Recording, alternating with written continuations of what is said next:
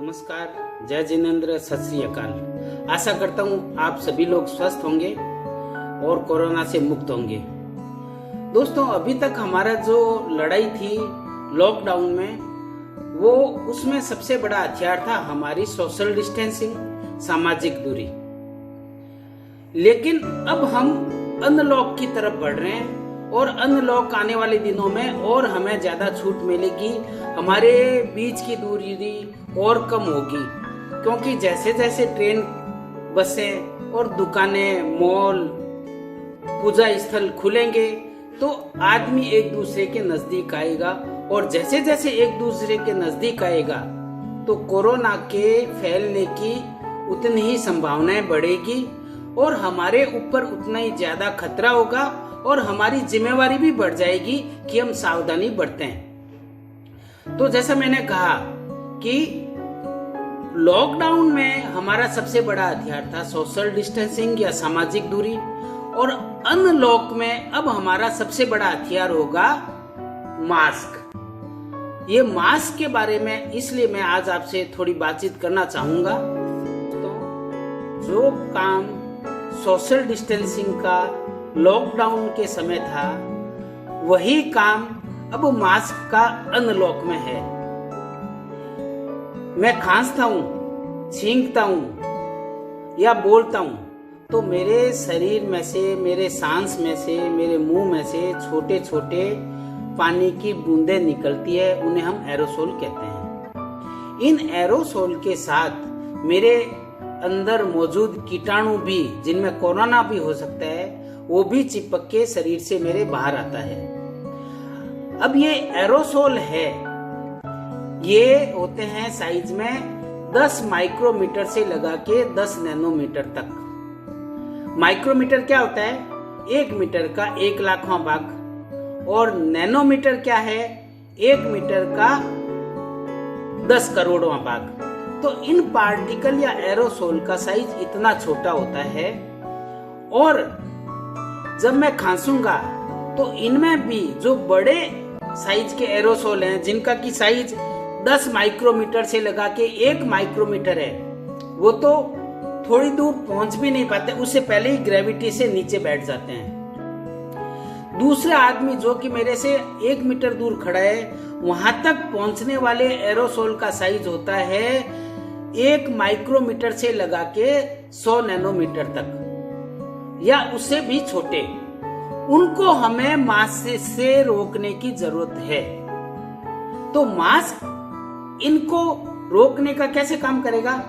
एक छलनी की तरह। जैसे छलनी में छेद होते हैं, उन छेद से छोटा कण ही उस छलनी में से जा सकता है, बशर्ते कि उसमें कोई छेद ना हो बड़ा, या ऊपर से उछल के कोई कण ना जाए। तो मास्क का रोल एक छलनी की तरह है। अब इस मास्क में जितने छोटे साइज होंगे छिद्र के, उतना ही वो अच्छी तरह काम करेगा, अच्छी तरह कीटाणुओं को या अच्छी तरह एरोसोल को रोकेगा। लेकिन दोस्तों, अब अपन कह सकते हैं कि भाई ठीक है, फिर प्लास्टिक लगा लेते हैं, उसमें तो कोई छिद्र ही नहीं होता, कांच लगा लेते हैं, उसमें तो कोई छिद्र ही नहीं होता, तो वो सबसे अच्छा रहेगा ना। लेकिन ऐसा नहीं है, क्योंकि हमें सांस भी लेना पड़ता है, उसमें से हवा भी पास होनी चाहिए। तो हमें ऐसा मास्क बनाना पड़ता है जिसमें से हवा भी पास हो, हम सांस भी ले सकें, और कीटाणुओं का भी एक आदमी से दूसरे आदमी में स्थानांतरण या आदान प्रदान नहीं हो। तो दोस्तों, आज मैं आपको इस मास्क के बारे में ही बात करना चाहूंगा। और ये मास्क 3 प्रकार के होते हैं। एक तो होते हैं जो अपन साधारण कपड़ा, साफा जिसे बोलते हैं, या लेडीज है वो चुन्नी है वो पहन के लपेट लेती है, या लड़के हैं वो स्कार्फ पहनती है, वो स्कार्फ लगा लेती है, या बैंडेना लपेट लेती है।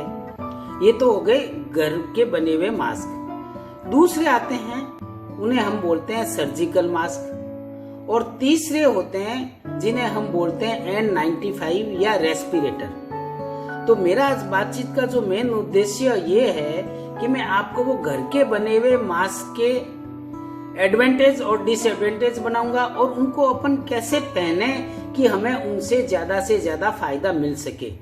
लेकिन उस पे जाने से पहले मैं आपको सर्जिकल मास्क और N95 रेस्पिरेटर के बारे में थोड़ी सी जानकारी देना चाहूंगा। सर्जिकल मास्क क्या होता है कि ये सर्जन है वो ऑपरेशन के समय पहनते हैं ताकि मरीज में उपस्थित ब्लड, अन्य तरल पदार्थ, पस या रसी ऑपरेशन के दौरान उछल के सर्जन के मुंह, नाक या आंख में न जाए और इसी प्रकार सर्जन के मुंह और सांस में से जो कीटाणु निकल रहे हैं वो मरीज के शरीर में न जाए। ये अलग अलग तरीके के होते हैं। ये जैसे ये है, एक तो ये ऐसा होता है जिसमें कि यहाँ नाक के लिए फिट होने के लिए एक पत्ती भी लगी होती है। अलग अलग कलर में आते हैं, जैसे ये है। तो इनको साधारण तरह हम सर्जन लोग ऐसे पहनते हैं और इसको नाक के शेप में चेंज कर देते हैं। लेकिन जैसा कि अब आपने देखा इसमें काफी सारी जगह है, इधर भी है, इधर भी है। तो ये जो है हवा ये इधर से भी निकल जाएगी, इधर से भी निकल जाएगी। तो ये हम ये नहीं कह सकते कि ये 100% कीटाणुओं को रोक सकता है। इनमें जो छिद्र भी होते हैं वो भी बहुत छोटे कीटाणुओं को या एरोसोल को रोकने में सक्षम नहीं होते हैं, क्योंकि ये खाली मेनली ब्लड, तरल पदार्थ या पस या रस्सी को रोकने के लिए ही बनाए गए हैं। सर्जिकल मास्क की दो कमियां, एक तो ये साइड की जगह जिसमें से कि एरोसोल निकल सकते हैं, कीटाणु निकल सकते हैं, और एक इनमें जो छिद्र हैं वो इतने छोटे नहीं होते कि ये बहुत छोटे एरोसोल को रोक सके। इन दो कमियों को पूरा करने के लिए N95 मास्क या रेस्पिरेटर बनाए गए हैं। ये एक कटोरी की तरह होते हैं जैसा कि आपने देखा, और ये प्रॉपर तरीके से फिट हो जाते हैं और इनके साइड में लगभग जगह नहीं रहती है कि छोटे एरोसोल निकल सकें। और दूसरा, इनकी जो बनावट है वो ऐसे मल्टीलेयर की होती है कि इसमें से छोटे कीटाणु जो कि सर्जिकल मास्क में से निकल सकते हैं वो इसमें से पास नहीं होते।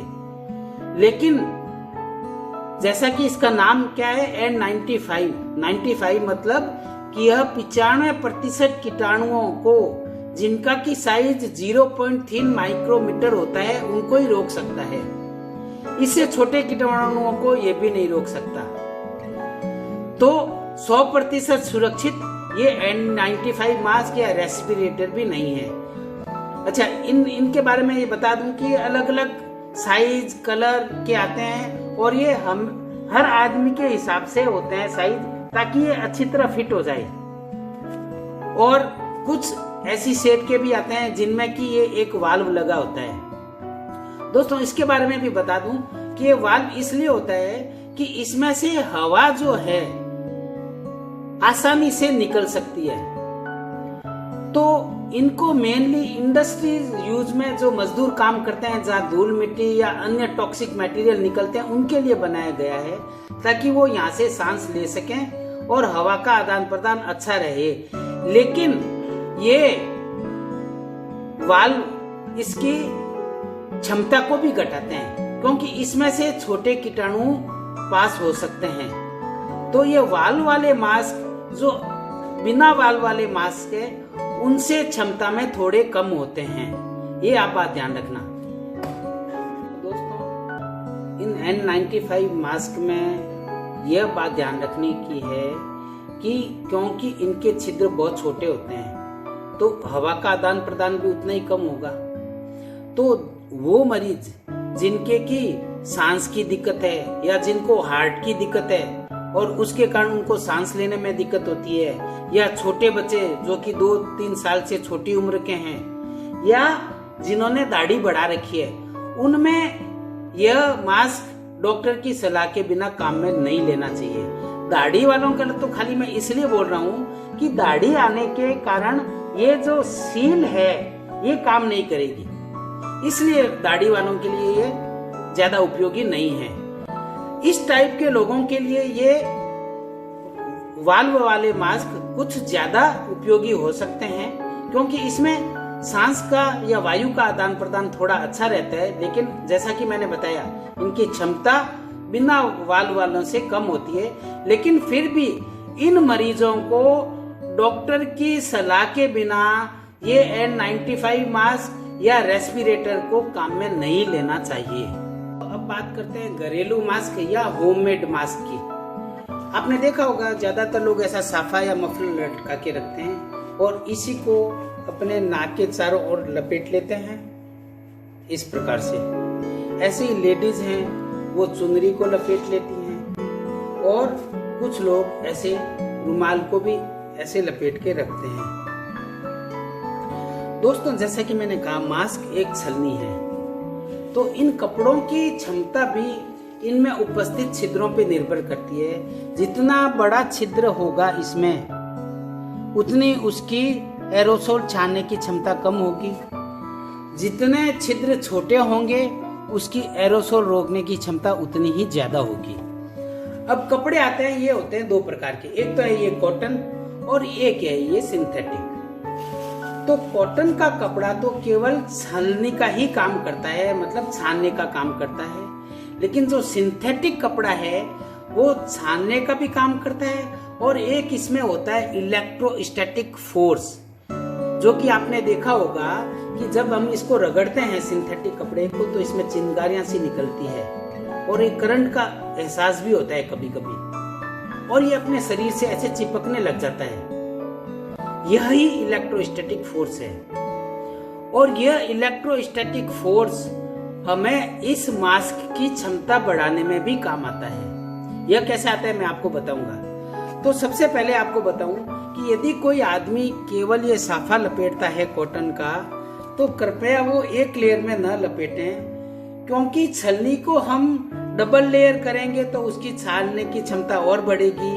उसको 4 लेयर का कर देंगे तो उसकी छानने की क्षमता और बढ़ जाएगी। तो जहां तक कोशिश हो, जो ये साफा लपेटते हैं या कॉटन का कपड़ा लपेटते हैं, ये जितनी ज्यादा लेयर में होगा उतने ही आप ज्यादा सुरक्षित रहेंगे।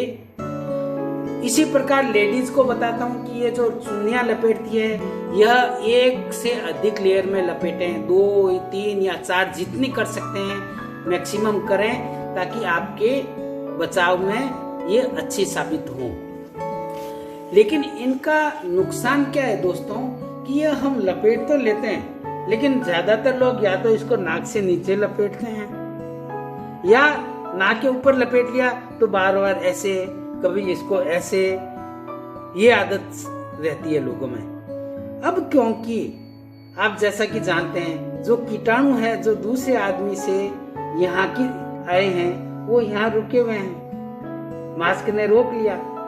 अब यही मैं बार बार हाथ लगाऊं और यह जब मैं साफा हटाऊं और यही मेरे हाथ में मुंह के, मेरी चमड़ी के या नाक पे या आंखों पे लगाऊंगा, तो वो कीटाणु जिनको मैंने ये कपड़ा बांध के रोका था वो मेरे शरीर में चले गए। तो मेरे बांधने का ये जो पर्पज है वो खत्म हो गया। तो इनसे बचने के लिए क्या करें दोस्तों, कि एक हाइब्रिड मास्क होता है वो बनाएं। हाइब्रिड मास्क क्या है कि इसमें एक लेयर तो सबसे बाहर आप इस कॉटन के कपड़े की लें, और वो भी जितना बारीक छिद्रों वाला हो उतना ही अच्छा रहेगा। उसके बाद 2 लेयर लें आप इस सिंथेटिक कपड़े की। तो ये आ गया बाहर कॉटन, फिर उसके बाद आ गए ये 2 सिंथेटिक लेयर, और फिर अंदर वापस एक कॉटन के कपड़े की लेयर ले लें। तो ये जो 4 लेयर का मास्क बन गया, इसी को हम हाइब्रिड मास्क बोलते हैं। और इसकी क्षमता कई मायनों में सर्जिकल मास्क से ज्यादा और लगभग N95 मास्क के बराबर होती है, क्योंकि ये जो कॉटन का कपड़ा है यह 100 नैनोमीटर तक के एरोसोल को रोक लेगा, और इससे छोटे कणों को या एरोसोल को ये हमारा सिंथेटिक कपड़ा अपने इलेक्ट्रोस्टैटिक फोर्स के कारण रोक लेगा, जो कि सर्जिकल मास्क भी नहीं कर पाता। तो दोस्तों, इन सावधानियों को यदि आप रखें ध्यान में, तो ये घर में बना हुआ मास्क भी उतना ही उपयोगी है जितना कि सर्जिकल या N95 मास्क। दोस्तों, घर में बने हुए ये मास्क या ये कपड़े या ये चुन्नियां, इनका सबसे बड़ा डिसएडवांटेज या नुकसान ये है कि जैसे इसको अपने पहली बार में पहना तो ये ऐसे लपेटा। अब मैं किसी से बात कर रहा हूँ, बातचीत खत्म हो गई, मैं जा रहा हूँ तो मैं ये हटा लेता हूँ। ये आदत होती है। कोई भी आदमी ऐसे नहीं है कि सुबह ऐसे बांधे और शाम तक वो ऐसे ही रहे। तो अब मैं जब अगली बार किसी आदमी से मिलूंगा तो फिर मैं साफा लपेटूंगा और जैसे मैंने पकड़ा और ये आ गया। अब मुझे ये नहीं पता कि मेरे पहले कौन सी सरफेस बाहर थी, ये थी या ये थी। बाई चांस पहले मेरे ये सरफेस बाहर थी और अब मैंने बांधा है, ये सरफेस अंदर की तरफ चली गई। तो जो कीटाणु पहले इस सरफेस पे रुके हुए थे वो मेरी चमड़ी और नाक और मुंह से होते हुए मेरे शरीर में चले जाएंगे। यह इसका सबसे बड़ा नुकसान है। इसी नुकसान की भरपाई के लिए मैंने आपको बताया था कि घर पे आप हाइब्रिड मास्क बनाएं, जिसमें कि बाहर की लेयर कॉटन की, बीच में 2 लेयर सिंथेटिक या सिल्क की, फिर वापस अंदर 1 लेयर कॉटन की हो और कॉटन भी बारीक छिद्रों वाला हो और उनमें आप ये बांधने के लिए लेसेस लगा लें और फिर इसको आप ऐसे काम में ले सकते हैं। और इसमें आपको हर बार पता रहेगा कि हमारी ये सरफेस हमें बाहर रखनी है। इसके अलावा दोस्तों, आप मास्क चाहे कोई सा भी काम में लो, उसको पहनते समय और उतारते समय कुछ सावधानियां रखनी होती है। तो सबसे पहले मास्क पहनने से पहले आपको अपने हाथ साबुन से अच्छी तरह धो लेने चाहिए या सैनिटाइजर से अच्छी तरह साफ कर लेने चाहिए। उसके बाद मास्क को आप पकड़े और पकड़े भी ऐसे इन लेसे से, ना कि आप इसको ऐसे पकड़े और ऐसे लगाएं। इनको ऐसे पकड़े और कहीं आपका इस सरफेस पे हाथ टच नहीं हो और इनको सीधा आप ऐसे लगा लें और इसको फिट कर लें अच्छी तरह। और ये ध्यान रखें पहनने के समय कि आपका बार बार हाथ है वो इस सरफेस पे टच नहीं हो। यदि इस पे आपका बाई चांस गलती से हाथ टच हो जाता है तो आप अपने हाथों को उसी समय सैनिटाइजर से साफ करें। दूसरा, इसमें ध्यान रखें मास्क में कोई छिद्र नहीं हो या मास्क गीला नहीं हो गया हो। यदि ऐसा हो गया है तो उसी समय इस मास्क को फेंक दें और नया मास्क पहने। अब मास्क को काम में लेने के बाद फेंकने के समय भी हमें थोड़ा सावधानियां रखनी होती है।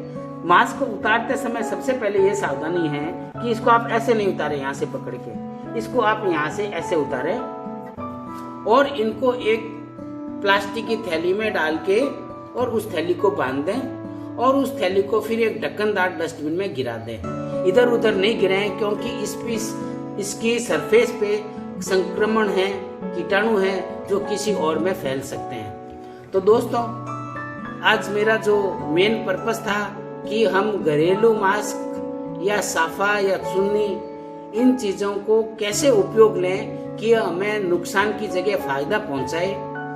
और आशा करता हूं कि मेरी बात आपको अच्छी लगी होगी। आपने मेरी बातें इतनी ध्यान से सुनी। धन्यवाद।